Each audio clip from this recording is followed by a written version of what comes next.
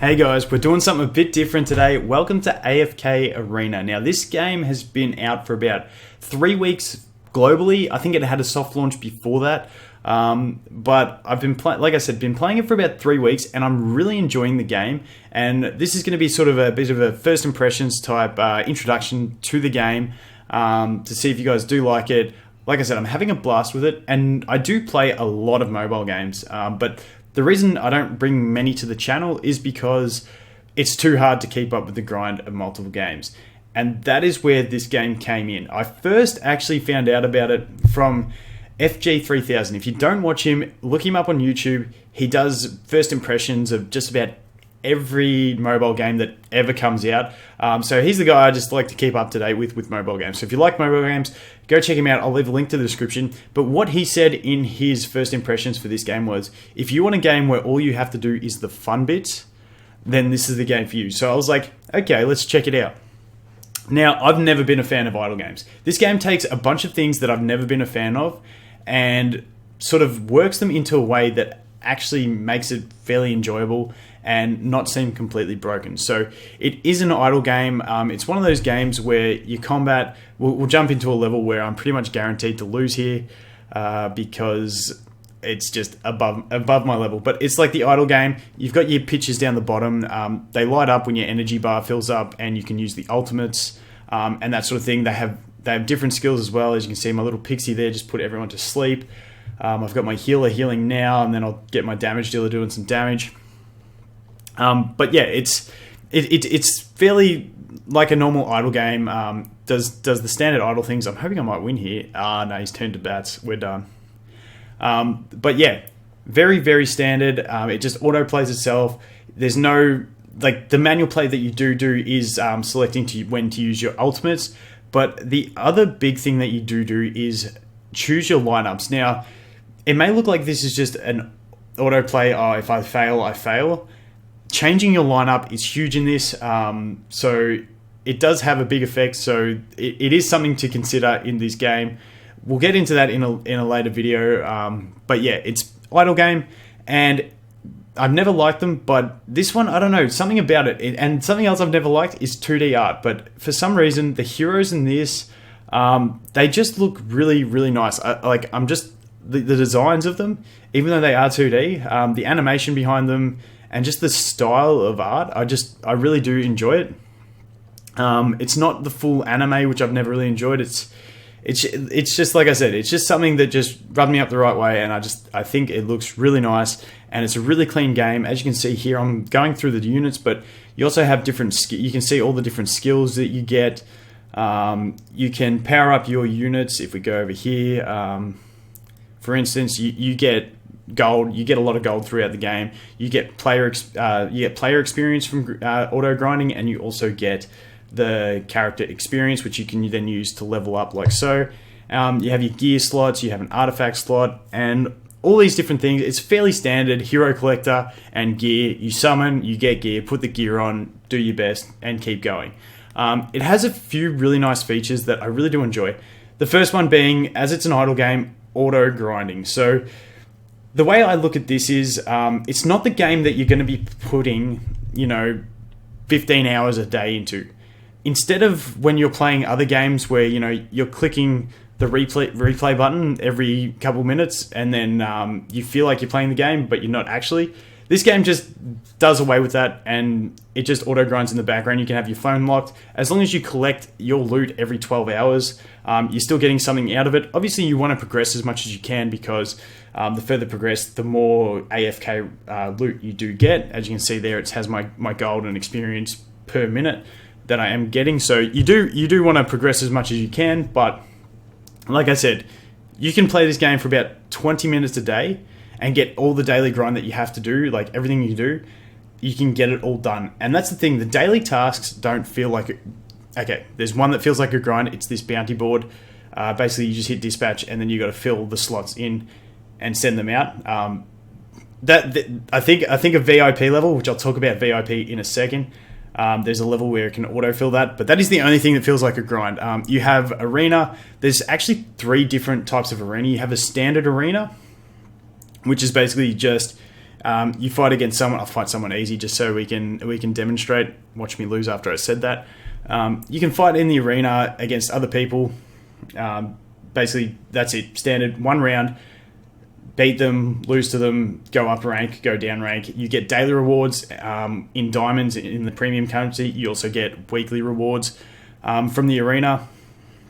But the awesome thing is that there is actually 2 other arena categories that you can get into. You don't get into them until a bit later on in the game, which I'll jump into here. So I recently only just unlocked the Legends Arena, which is this one here, the Legends Challenger Tournament. And what it is if we go to Challenge, we select someone, they have 3 teams and you have 3 teams, and it's whoever gets 2 wins. So it's like it's a round type team thing. You've got to select your teams, make them work, all that sort of thing. Really enjoyable. I do quite enjoy it. You get more points. You can get more stuff from the shops. And then there's a Legends Championship. That's a sort of end game thing where if you've got high enough rank units in the Legends tournament, the Challenger tournament, and you get high enough ranks, you can go into that. So I'm not there yet. Another really cool feature is this Arcane Labyrinth. I have actually finished it this week. So it's got 3 floors to it.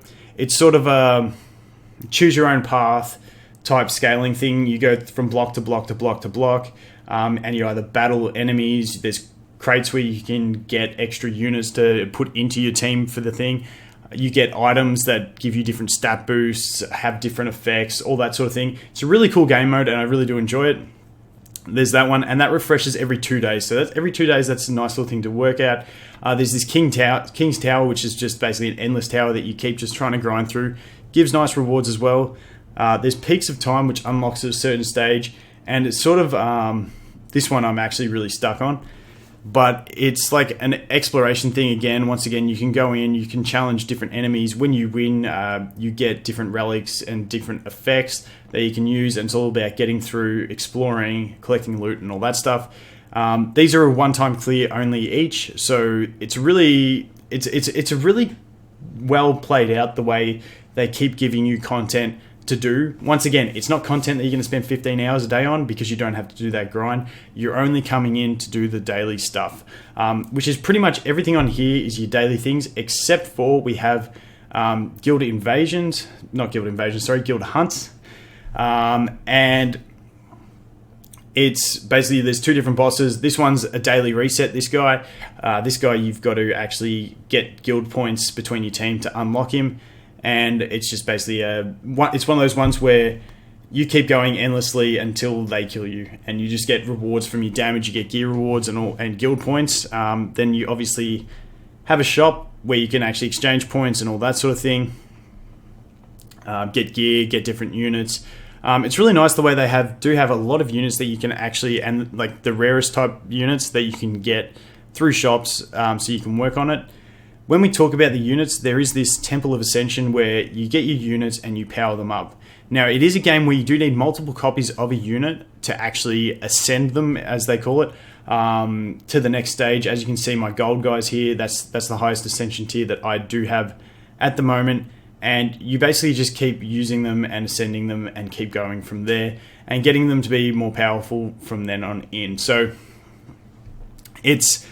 that's a video in itself talking about Ascension, but basically you do need multiple copies, which is where the game sort of guides you behind what your team can do from your RNG and what you do pull. Now, when we go to the summons, they do have the rates available.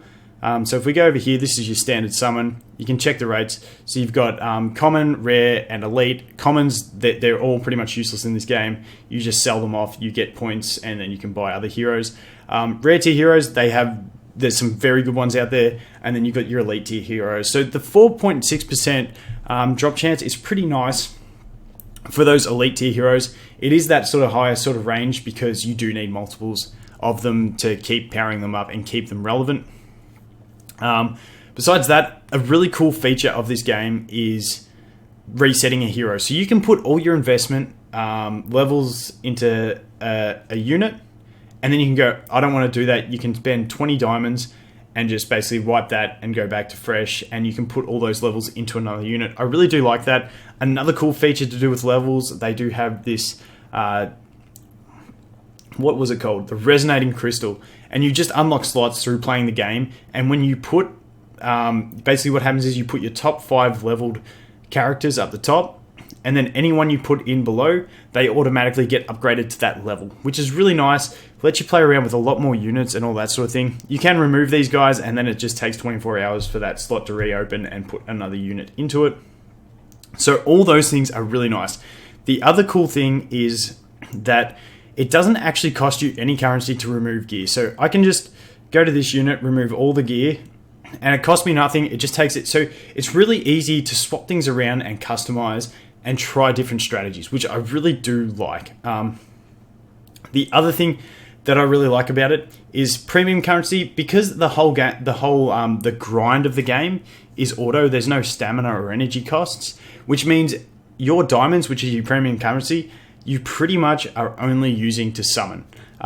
Sometimes I get tempted to buy gear from the store, but I'm a summon bug. So the great thing about it is if you do decide to purchase anything in-game, you can just basically use those diamonds for summons. So when you do purchase something, you're getting the fun part out of it. You're not having to just go into the normal stuff. Something else I forgot to mention, Guild Wars. So this is the first time I've seen Guild Wars. We're in an enrollment phase, and then there's 5 days of battling.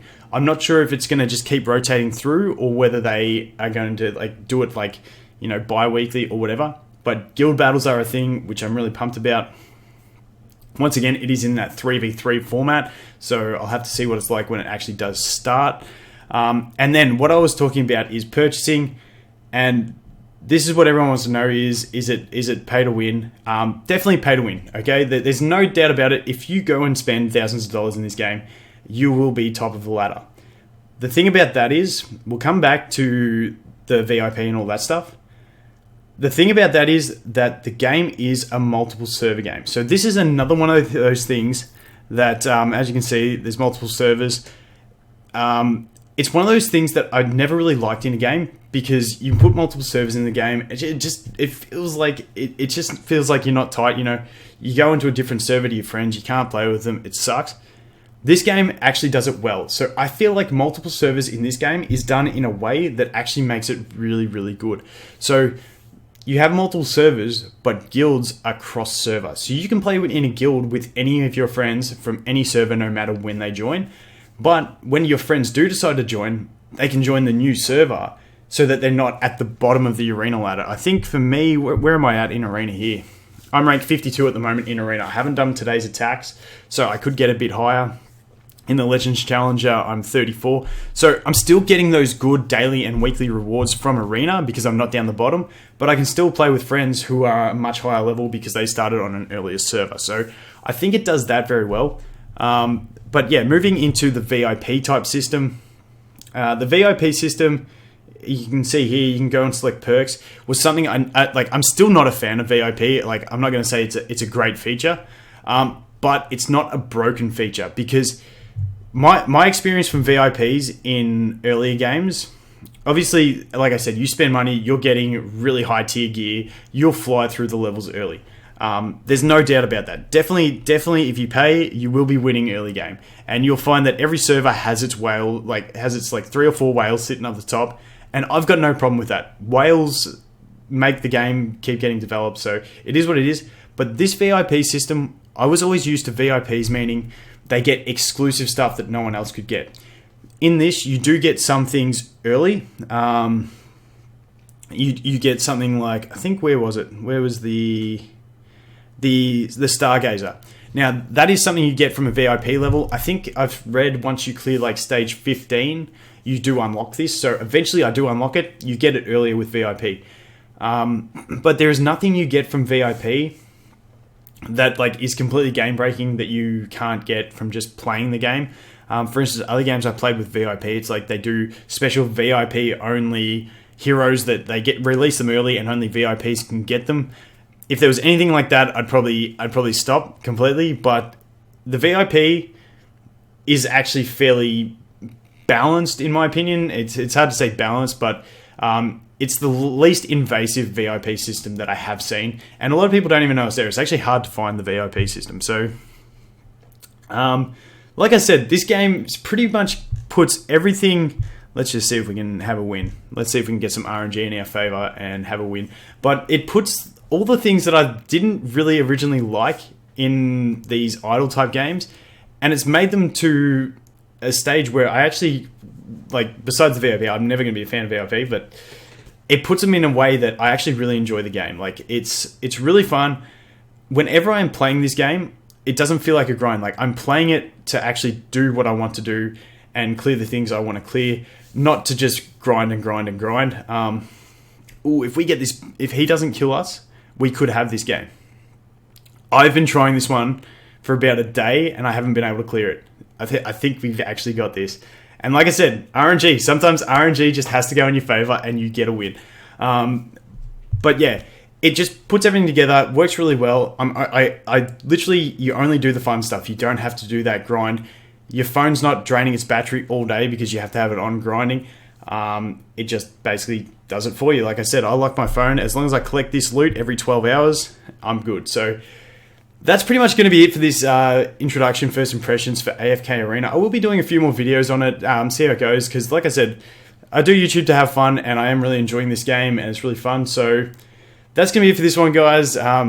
Thanks for tolerating me. If you're still here and you're one of my normal audiences, thanks for hanging around. I really do appreciate it. If you're new, feel free to subscribe and stick around and see what else I have to put out. But thanks for watching. I look forward to seeing you in the next one. Cheers.